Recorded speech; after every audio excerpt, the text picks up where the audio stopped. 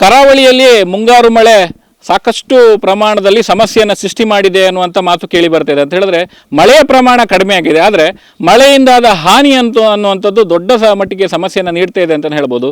ನಾವೀಗ ಆಜ್ರಿ ಗ್ರಾಮ ಪಂಚಾಯತ್ ವ್ಯಾಪ್ತಿಯ ಯಡ್ನಾಳಿ ಹಕ್ಲು ಮನೆ ಅಥವಾ ಮಕ್ಕಿ ಮನೆ ಎನ್ನುವ ಎರಡು ಪ್ರದೇಶದ ಮಧ್ಯದಲ್ಲಿದ್ದೇವೆ. ನೋಡ್ಬೋದು ಗಾಳಿ ಮಳೆಗೆ ಅಂತೇಳಿ ಮುಂಜಾನೆ ಸುರಿದಂಥ 6 ಗಂಟೆ ಸುಮಾರಿಗೆ ಸುರಿದಂಥ ಒಂದು ಗಾಳಿ ಮಳೆಗೆ, ಒಂದು ಮಳೆ ಸಣ್ಣ ಪ್ರಮಾಣದಲ್ಲಿದ್ದರೂ ಕೂಡ ಗಾಳಿಯ ವೇಗ ಒಂದು ಸುಂಟರ ಗಾಳಿ ರೀತಿಯಲ್ಲಿ ಮಾದರಿಯಲ್ಲಿ ಬಂದು ಸರಿಸುಮಾರು ಒಂದು ಶಿವರಾಮ ಶೆಟ್ಟಿ ಅವರಿಗೆ ಸೇರಿದಂಥ 150 ಅಡಿಕೆ ಮರಗಳನ್ನು ದರಾಶಾಹಿ ಮಾಡಿರೋದನ್ನು ನೀವು ನೋಡ್ತಾ ಇದ್ದೀರಿ.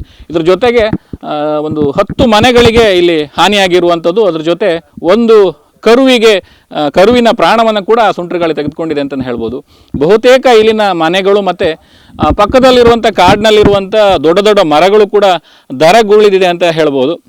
ಏಕಾಏಕಿ ಬಂದಂಥ ಒಂದು ಗಾಳಿ, ಒಂದು ಸುಂಟರ ಗಾಳಿ ಮಾದರಿಯಲ್ಲ ಬಂದಂಥ ಗಾಳಿ ಅಂತಲೇ ಹೇಳ್ಬೋದು. ಮಳೆಯ ನಿರೀಕ್ಷೆಯಲ್ಲಿ ಇರಲಿಲ್ಲ ಜನರು ಕೂಡ.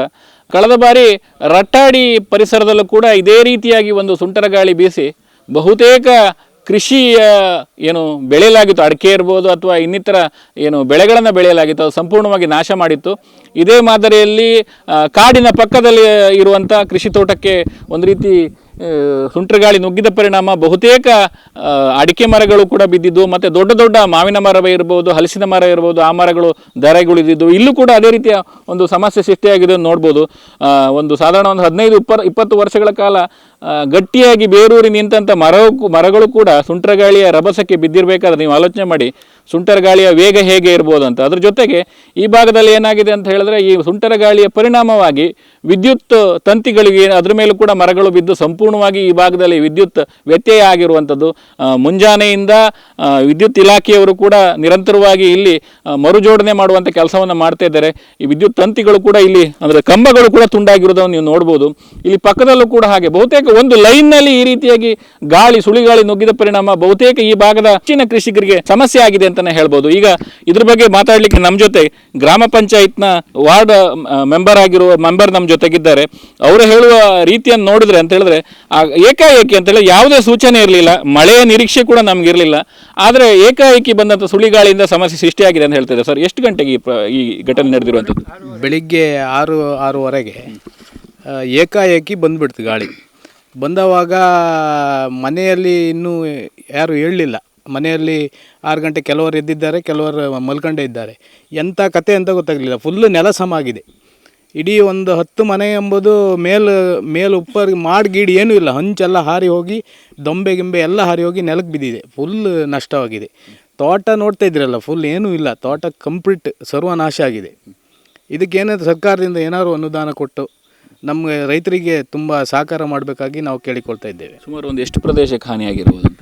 ಇಲ್ಲಿಗ 1.5-2 ಎಕರೆ ಜಾಗ ಅಂಬುದು ಎಂಥದ್ದು ಇಲ್ಲ, ಫುಲ್ ನೆಲ ಸಮ ಆಗಿದೆ. 1-2 ಎಕರೆ ಜಾಗ ಹತ್ರ. ಹೌದು, ಕೃಷಿ ಭೂಮಿ, ಫುಲ್ ಕೃಷಿ ಭೂಮಿ. ತೋಟನೇ ಅದು, ಫುಲ್ ತೋಟ. ಗೆದ್ದೆ ಇಲ್ಲಿ ಗೆದ್ದೆ ಕೆಳಬದಿಯಲ್ಲಿದೆ, ಮೇಲ್ಬದಿ ತೋಟ ಏನೂ ಇಲ್ಲ, ಫುಲ್ ನಾಶ.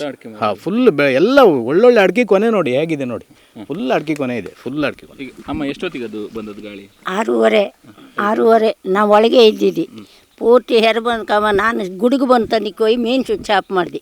ಗುಡುಗಲ್ಲ, ನನಗೆ ಹೊಂಚಿ ಬಿದ್ದು ಒಂದು ಶಬ್ದ ಕೇಳಲ್ಲಿ ಒಳಗೆ ಇದ್ದಿದ್ದಿ. ಬಂದು ಕಂಬತ್ತೀನಿ, ಎಲ್ಲೆಲ್ಲೂ ಕಾಮ ಸಾಧ್ಯ. ನಾವು ಇರ್ಕರೆ ಇಲ್ಲೇ, ಇಲ್ಲಿ ನಮ್ಮ ಬೆಳೆ ಬಿತ್ತು, ತೋಟ ಪೂರ ಹೀಗಾಯ್ತು. ಏನು ಮಾಡೋದು ಹೇಳಿ ನಾವು? ಗಾಳಿ ಮನೆಯೆಲ್ಲ ಹರಿಯೋಯ್ತೆ? ಮನೆ ಉಪ್ಪರಿಗೆ ಮನೆ ಹೊಟ್ಟಿ ಕೊಡಕೆ ಪೂರ 6-7 ಜನ ಬೆಳಗಿನ ಸಾಯಂಕಾಲದವ್ರಿಗೆ ಮಾಡೋದು ಆಚಾರ್ಯ ಕರ್ಕೊಬಂದು. ಹಿಂದೆ ಎಲ್ಲರೂ ಈ ಥರ ಘಟನೆ ಆಯ್ತಾ? ಇಲ್ಲ, ನಾನು ಹುಟ್ಟಿ ನೆರೆದ್ರ ಮೇಲೆ ಇಲ್ಲ ಮನೆ ಇಲ್ಲ ಇದು ಫಸ್ಟ್ ಅಲ್ಲ. ಈ ಸರಿ ಮಳೆ ಇಲ್ಲ ಅಂತ ನಾವು ಬೇರೆ ಇದೊಂದು ಹೊಸ್ತು ಮಳೆ ಬಂದದ್ದು ಇದು ಯಮ ಬಂದಾಗ ಅದು ಗಾಳಿಯೂ ಅಲ್ಲ ಇಲ್ಲಿ ಅಂಥವ್ರು ನಮ್ಗೆ ಎಂತಂದೇ ಅರ್ಥ ಮಾಡ್ಕೊಂಬಕೆ ಇಲ್ಲ ಅದು. ನನಗೆ ಮನೆ ಹೊಟ್ಟಿಗಿಂತೂ ನನಗೆ ಈ ತೋಟದ್ದೇ ಆಯ್ತು. ಸೊ ಅಂದರೆ ಕಷ್ಟಪಟ್ಟು ಬೆಳೆದಂಥದ್ದು, ಒಂದು ರೀತಿ ಮಕ್ಕಳ ರೀತಿಯಲ್ಲಿ ಬೆಳೆಸಿದಂಥ ತೋಟ ಅನ್ನುವಂಥದ್ದು ಏಕಾಏಕಿ ಸುಂಟರಗಾಳಿ ನುಗ್ಗಿ ಈ ರೀತಿ, ಅದು ಕೂಡ ಒಂದು ಈ ಮುಂಗಾರು ಮಳೆ ಅಥವಾ ಮಳೆಯ ಒಂದು ಪ್ರಭಾವ ಇದ್ದರೆ ಅದು ಒಂದು ಲೆಕ್ಕ ಬೇರೆ ಅಂತ ಹೇಳಿದ್ರೆ, ಇಲ್ಲಿ ಯಾವುದೇ ರೀತಿಯ ಮಳೆಯ ಪ್ರಭಾವ ಇಲ್ಲ. ಒಂದು ರೀತಿ ಬಿಸಿಲು ಮತ್ತು ಸ್ವಲ್ಪ ಮಳೆಯ ವಾತಾವರಣ ಇರುವಂಥ ಒಂದು ಪರಿಸ್ಥಿತಿ ಕರಾವಳಿ ಇರುವಂಥದ್ದು. ರೆಡ್ ಅಲರ್ಟ್ ಇದ್ದರೂ ಕೂಡ ಅದೇ ಪರಿಸ್ಥಿತಿ ಮುಂದುವರಿದೆ. ಆದರೆ ಏಕಾಏಕಿ ಗಾಳಿ ನುಗ್ಗಿ ಈ ರೀತಿ ಕೃಷಿ ಭೂಮಿ ಹಾಳಾಗಿರೋದು, ಅಡಿಕೆ ಮರಗಳು ಉರುಳಿರುವುದು ಒಂದು ರೀತಿ ಬೇಸರದ ಸಂಗತಿ. ಇದಕ್ಕೆ ಒಂದು ಸರ್ಕಾರ ಪರಿಹಾರ ನೀಡಬೇಕು ಅನ್ನೋ ನಿಟ್ಟಿನಲ್ಲಿ ಇವರು ಆಗ್ರಹಿಸ್ತಿರುವಂಥದ್ದು. ಉಡುಪಿಯಿಂದ ಅಶ್ವಥಾಚಾರ್ಯ, ನ್ಯೂಸ್ ನೆಕ್ಸ್ಟ್. ಉತ್ತಮ ಸಂಸ್ಕಾರಯುತ ಶಿಕ್ಷಣದೊಂದಿಗೆ VSS English medium CBSE school Udupi Muddur. ನರ್ಸರಿಯಿಂದ 10ನೇ ತರಗತಿವರೆಗೆ ಶಿಕ್ಷಣದ ಜೊತೆಗೆ 5ರಿಂದ 10ನೇ ತರಗತಿವರೆಗಿನ ವಿದ್ಯಾರ್ಥಿನಿಯರಿಗೆ ಉತ್ತಮ ಹಾಸ್ಟೆಲ್ ಸೌಲಭ್ಯವೂ ಇದೆ. ನಿಮ್ಮ ಮಕ್ಕಳ ಪ್ರವೇಶಾತಿಗಾಗಿ ಈ ಸಂಖ್ಯೆಗೆ ಕರೆ ಮಾಡಿ.